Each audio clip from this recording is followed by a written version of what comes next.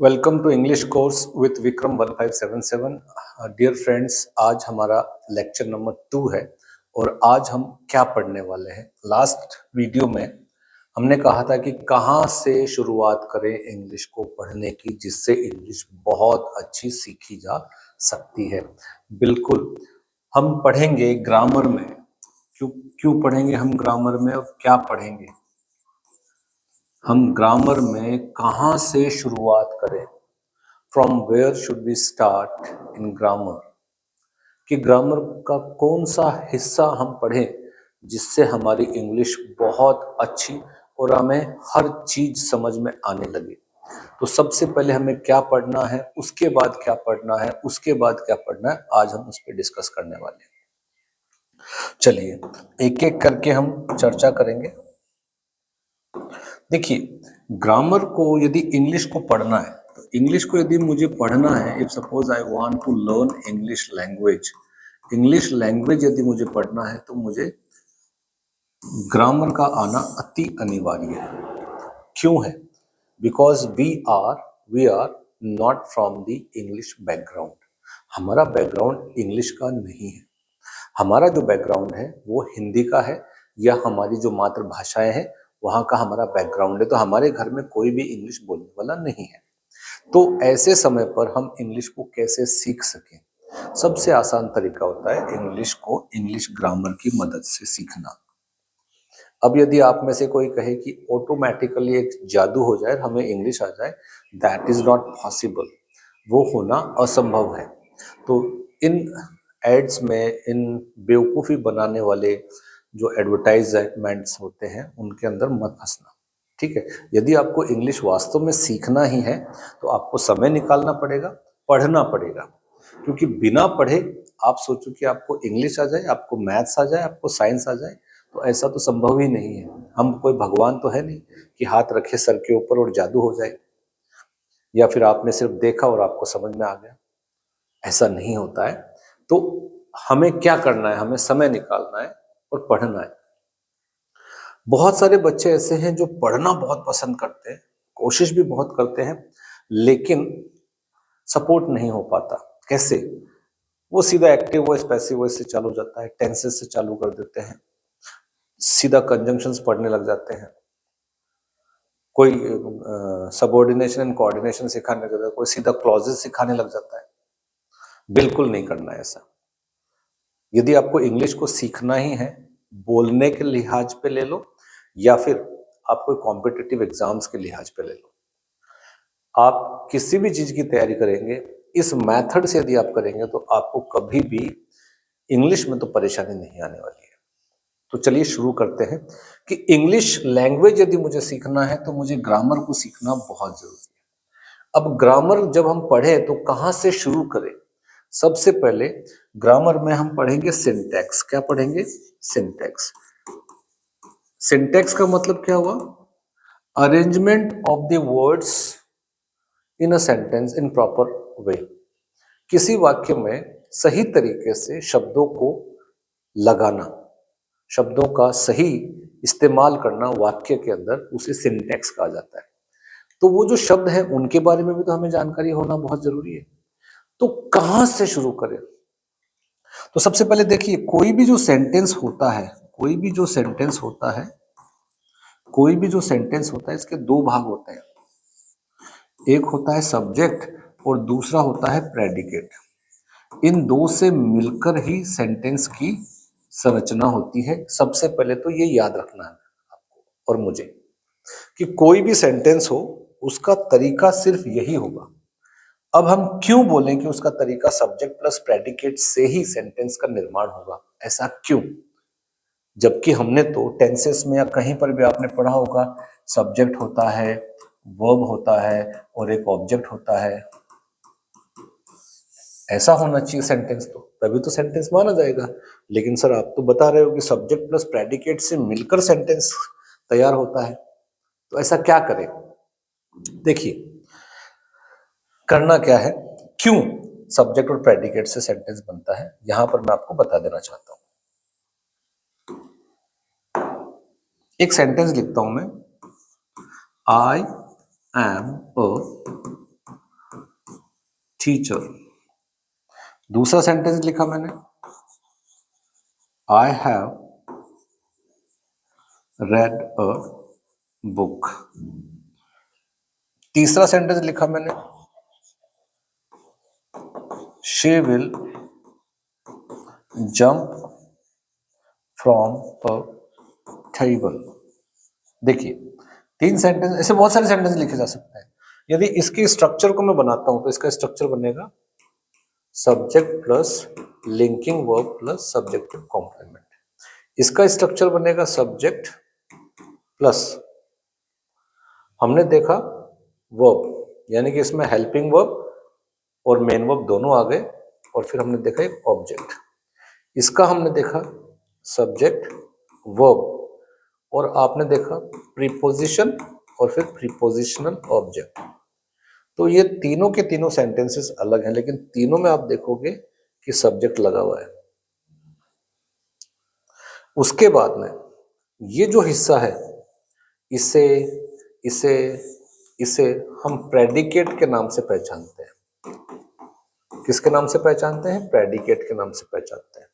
तो इसलिए यदि हमें सेंटेंस की बात करनी पड़े तो सेंटेंस का सबसे बढ़िया तरीका यही है, सब्जेक्ट और प्रेडिकेट से मिलकर ही सब्जेक्ट सेंटेंस तैयार होता है। क्योंकि सेंटेंसेस के स्ट्रक्चर तो 35 प्रकार के होते हैं, लगभग 35 प्रकार के हम ढांचे बना सकते हैं, सेंटेंसेस बना सकते हैं।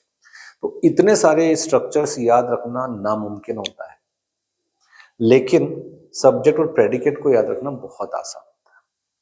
तो चलिए, ये तो हमारा थोड़ा बहुत इंट्रोडक्शन है, लेकिन अब मैं जो आपको बताने जा रहा हूं वो ये है कि ग्रामर में जब हम पढ़ें तो क्या क्या पढ़ें। सबसे पहले हमें पढ़ना क्या है? तो सबसे पहले आपको ग्रामर जब आप पढ़ो तो सबसे पहले आपको पता होना चाहिए लेटर्स। लेटर्स पढ़ना है, लेटर्स बोल दो, या फिर इनको आप अल्फाबेट्स बोल सकते हो। क्या बोल सकते हो? अल्फाबेट्स। इनकी जानकारी होना बहुत जरूरी है। जब अल्फाबेट्स आ जाए, इसके बाद में आपको वर्ड्स के बारे में जानना बहुत जरूरी है। जब आप वर्ड्स आप सीख लो तो आपको तीसरा जो चीज है वो पढ़ना है फ्रेज। फ्रेज पढ़ने के बाद में चौथे नंबर पर आपको पहुंचना है, चौथे नंबर पर आपको पहुंचना है सेंटेंस के ऊपर। इस सेंटेंस को पढ़ते समय पर आपको क्लॉजेस भी पढ़ना बहुत जरूरी होता है। तो ये जो 2 चीज है, पहले सेंटेंस पढ़ना है और फिर क्लॉजेस को साथ साथ में पढ़ लेना है, जो कि हमारे हर लेक्चर में आपको इन सभी की जानकारी मिलने वाली है। चलो, यहां तक पढ़ने के बाद में ये आपके थोड़े बेसिक्स हैं, ये बेसिक्स आपको जानना बहुत जरूरी है। इसको जानने के बाद में ही हम ग्रामर में एंट्री करते हैं। ये ऊपरी तौर से हमें जानकारी लेना बहुत जरूरी है। अब हमें मेन चीज पढ़ना है। ये जब हमें आ जाती है लगभग, तो हमें मेन चीज पढ़ने की जरूरत पड़ती है, और वो क्या है? बेटा वहां रख दे, यहां रख दे, ठीक है।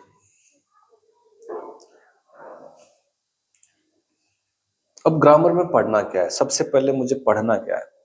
सबसे पहले हमें नाउन पढ़ना है, और नाउन को कंप्लीटली पढ़ना है, कंप्लीट तरीके से पढ़ना है, पूरा पढ़ना है भाई। नाउन को पूरा पढ़ना है, ऐसा नहीं कि थोड़ा सा पढ़ लिया काम हो गया, नहीं। इसे पूरा पढ़ने के बाद में इसके तुरंत बाद आपको पढ़ना है वर्ब, और वर्ब को भी लगभग नॉलेज आपको लेना है, लगभग। जब हम इसका लगभग ज्ञान ले लेते हैं तो हमें सेंटेंसेस बनाना थोड़ा बहुत दिमाग में बैठने लगता है। जब आप वर्ब पढ़ोगे तो वर्ब में भी आपको क्या क्या पढ़ना है, नाउन में भी आपको क्या क्या पढ़ना है, ये सारी चीजें हम बात करेंगे। फिलहाल हम ऊपरी तौर से बात कर रहे हैं कि वर्ब पढ़ना है। वर्ब खत्म करने के बाद में आपको पढ़ना है प्रोनाउन। जब हमारा प्रोनाउन हो जाए उसके बाद हमें पहुंचना है एडजेक्टिव। जैसे एडजेक्टिव्स हो जाते हैं उसके बाद में हमें पढ़ना है एडवर्ब्स।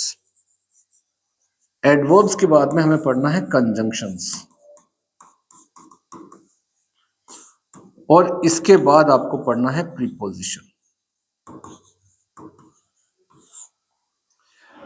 देखिए, तो हमने क्या पढ़ा, 1 2 3 4 5 6 7, और एक होता है इंटरजेक्शन, ये लास्ट में पढ़ना है क्योंकि इसका रोल इतना ज्यादा नहीं होता।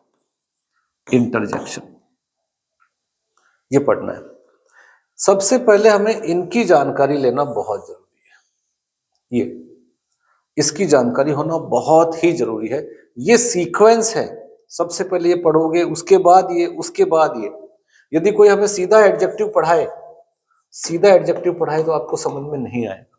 यदि आप सीधा एडवर्ब पढ़ोगे तो नहीं समझ में आएगा। सीधा कंजंक्शन पढ़ोगे स्टार्टिंग से, नहीं आएगा दोस्तों। देखो मैं आपको सच बता दूं, इंग्लिश को पढ़ने का सबसे बढ़िया वाला तरीका है, आप एक बार इस तरीके को यूज करके देखेंगे तो मैं दावे के साथ बोल सकता हूं कि आपको शायद बहुत ज्यादा सुविधा मिलेगी अंग्रेजी को पढ़ने में, इंग्लिश को समझने में।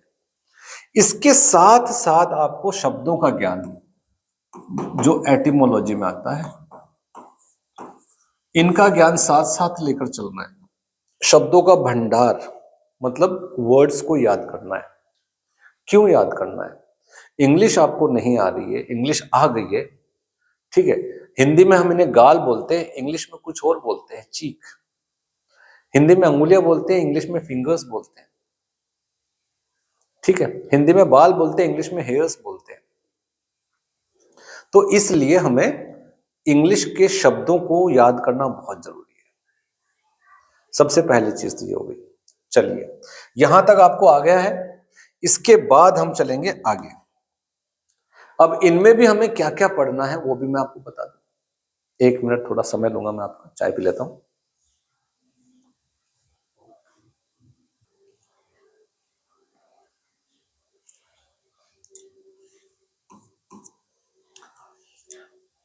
तो हमें पता चला पार्ट्स ऑफ स्पीच में इंग्लिश पढ़ने के लिए सबसे पहले पार्ट्स ऑफ स्पीच का आना बहुत जरूरी है। पार्ट्स ऑफ स्पीच में भी हमने क्या देखा, नाउन, फिर प्रोनाउन, फिर वर्ब, फिर प्रोनाउन, फिर एडजेक्टिव, फिर एडवर्ब, फिर कंजंक्शन, फिर प्रीपोजिशन, और उसके बाद में इंटरजेक्शन में हम पहुंचे वहां पर। जब हम ये सारी चीजें पढ़ लेते हैं उसके बाद हमें फ्रेजेस में आना है। फिर वापस से हमें फ्रेजेस में आना है, जो हमने शुरुआत में बात की थी। क्योंकि फ्रेजेस भी जो है, नाउन फ्रेज अलग होगा, ठीक है। उसके बाद में एडवर्ब फ्रेज अलग मिलेगा आपको, एडजेक्टिव फ्रेज अलग मिलेगा। तो हम फ्रेज पढ़ेंगे तो नाउन फ्रेज क्या है, एडवर्ब फ्रेज क्या है, एडजेक्टिव फ्रेज क्या है। जब तक हमें पार्ट्स ऑफ स्पीच नहीं आएगी तो फ्रेजेस कहां से आएंगे। इसके बाद आपको पढ़ना है क्लॉजेस। क्लॉजेस भी नाउन क्लॉज होता है, एडवर्ब क्लॉज होता है, एडजेक्टिव क्लॉज होता है। फिर ये पढ़ने के बाद में आपको जाना है ट्रांसफॉर्मेशन ऑफ द सेंटेंसेस में। ट्रांसफॉर्मेशन ऑफ द सेंटेंसेस मतलब क्या हुआ? मतलब ये हुआ कि हमें टाइप्स ऑफ सेंटेंसेस पता होना बहुत जरूरी है। Types of sentences, types of sentences क्या होते हैं ये भी हमें जानना बहुत जरूरी है। ये कई प्रकार के होते हैं, सिंपल, कंपाउंड, कॉम्प्लेक्स, मिक्स्ड, ऐसे ही। फिर और भी हम यदि बोले कि जो सेंटेंसेस, वो तो हो गए हमारे क्लॉजेस के हिसाब से,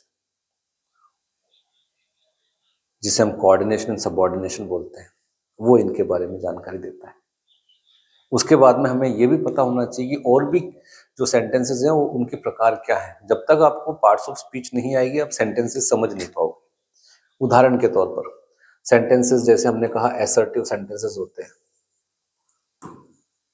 एसर्टिव सेंटेंस जिसको आप डिक्लेरेटिव सेंटेंसेस बोलते हो, एसर्टिव और नेगेटिव।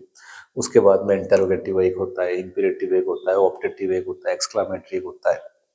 ये भी सेंटेंसेस के प्रकार हैं, इन्हें भी हमें पढ़ना बहुत जरूरी है। जब हम ये सारी चीजें पढ़ते हैं इसके साथ साथ हमें वॉइसेस पढ़ना जरूरी है, क्योंकि ये आपसे पूछा जाता है, वॉइसेस। फिर नरेशंस का आना बहुत जरूरी है।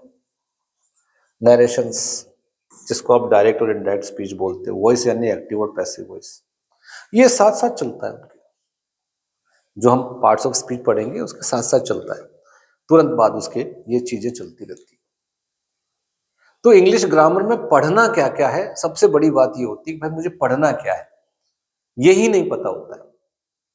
तो हमें क्या पढ़ना है? वॉइसेस पढ़ना है, नरेशंस पढ़ने हैं, सब्जेक्ट एंड वर्ब का एग्रीमेंट हमें पता होना चाहिए। सब्जेक्ट प्लस वर्ब का एग्रीमेंट क्या होता है, जो आप सेंटेंस बनाओगे उसके अंदर, ये भी एक टॉपिक है, बहुत इंपॉर्टेंट टॉपिक है। तो ये सारी चीजें हमें इससे जानकारी मिलेगी। अब आप देख रहे हो सर ने तो टेंस की तो बात ही नहीं की, तो टेंस कहाँ चले गया?